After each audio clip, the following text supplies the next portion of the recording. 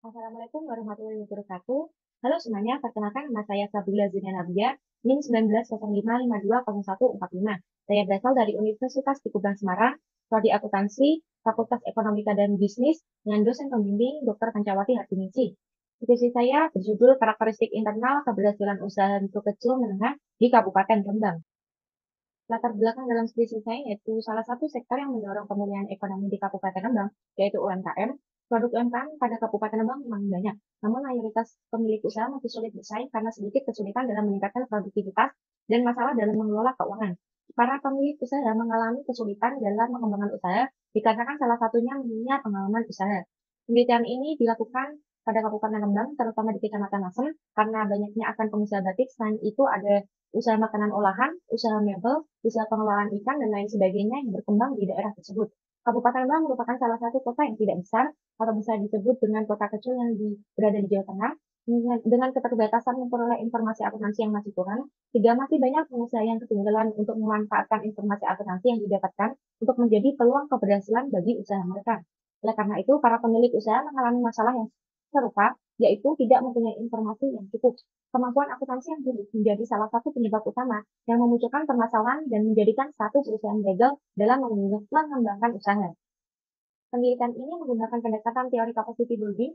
Teori ini merupakan upaya membangun keahlian dan kapabilitas seperti kemampuan memimpin, pengelolaan, program, dan evaluasi dengan tujuan membuat pembangunan organisasi efektif dan berkelanjutan menurut Bernardini et al. Tahun 2018.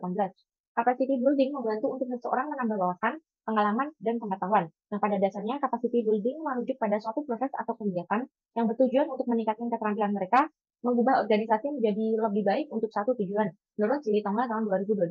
Di dalam konteks bisnis, seseorang atau pelaku usaha diharapkan untuk terus mengembangkan keterampilan dan kemampuannya melalui perbaikan berkelanjutan baik dalam aspek keuangan maupun non-keuangan. Menurut Firdalini dan Prasetya tahun 2020, dikaitkan dengan keberhasilan usaha, capacity building theory relevan untuk menjelaskan bagaimana kegiatan meningkatkan kinerja usaha untuk mencapai tujuan yaitu keberhasilan usaha. Hipotesis dalam penelitian ini yang pertama, pengalaman usaha berpengaruh positif terhadap keberhasilan usaha. Hipotesis kedua yaitu modal usaha berpengaruh positif terhadap keberhasilan usaha.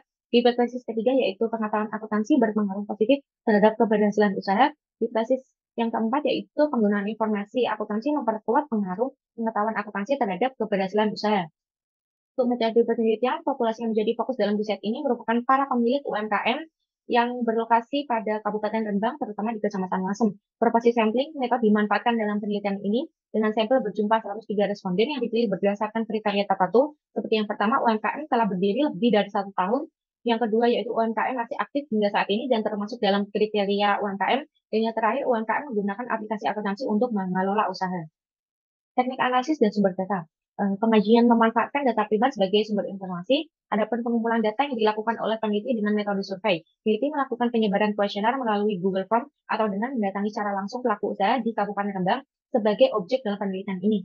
Penerapan analisis modern regression analysis atau MRA untuk menguji hipotesis dalam pengajian ini. MRA ialah bentuk aplikasi khusus regresi linear berganda yang diterapkan guna menilai kaitan variabel yang dipengaruhi variabel moderating.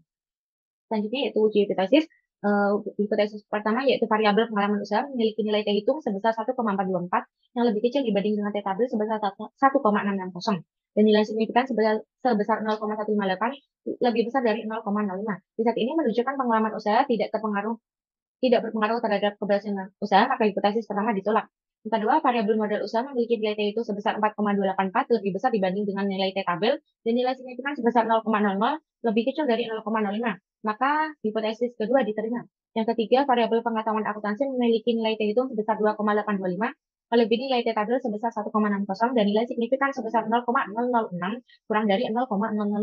Hasil riset ini menunjukkan bahwa pengetahuan akuntansi berpengaruh positif signifikan terhadap keberhasilan usaha. Terbukti hipotesis ketiga diterima.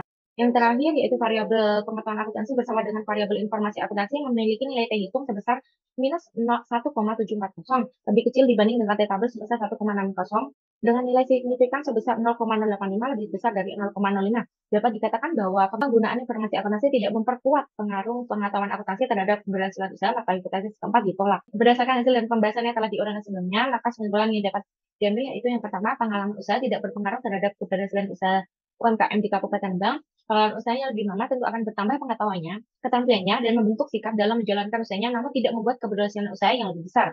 Yang kedua, model usaha berpengaruh positif signifikan terhadap keberhasilan usaha UMKM Kabupaten Lebak. Keterangan ini mengatakan apabila modal dikelola dengan baik, maka kegiatan operasional usaha akan terlaksana dengan baik dan membantu meraih keberhasilan usaha.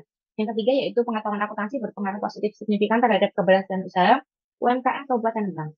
Peluang pelaku bisnis untuk mencapai keberhasilan usaha akan semakin meningkat ketika para pelaku bisnis memperbanyak pengetahuan akuntansi.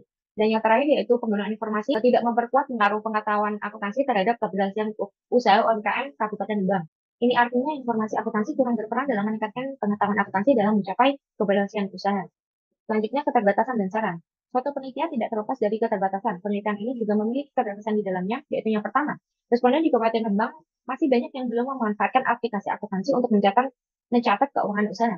Akibatnya, jumlah responden banyak yang tidak mencukupi kriteria untuk dilakukan penelitian. Yang kedua, mayoritas responden tidak mengisi kuesioner menggunakan Google Form yang disebar melalui aplikasi WhatsApp, dikarenakan takut akan adanya penipuan tautan. Yang ketiga, hasil determinasi nilai R sebesar 0,631 dan R square sebesar 0,399 atau 39,9%, memiliki artian variabel pengalaman usaha, modal usaha, pengetahuan akuntansi, serta variabel moderasi informasi akuntansi memiliki kontribusi relatif sebesar 39,9% terhadap keberhasilan usaha dan sisa sebesar 60,1% dipengaruhi variabel yang tidak dipertimbangkan. Untuk saran, rekomendasi untuk peneliti selanjutnya diharapkan dapat memilih objek penelitian yang sekiranya banyak menggunakan aplikasi akuntansi agar kriteria kuesioner terpenuhi. Penelitian berikutnya diharapkan dapat melibatkan penambahan variabel seperti umur usaha, karakteristik wirausaha, dan lainnya yang bukan termasuk pada penelitian ini, sehingga mampu memberikan pemahaman yang lebih luas mengenai keberhasilan dan perkembangan usaha. Terima kasih. Sekian presentasi dari saya. Wassalamualaikum warahmatullahi wabarakatuh.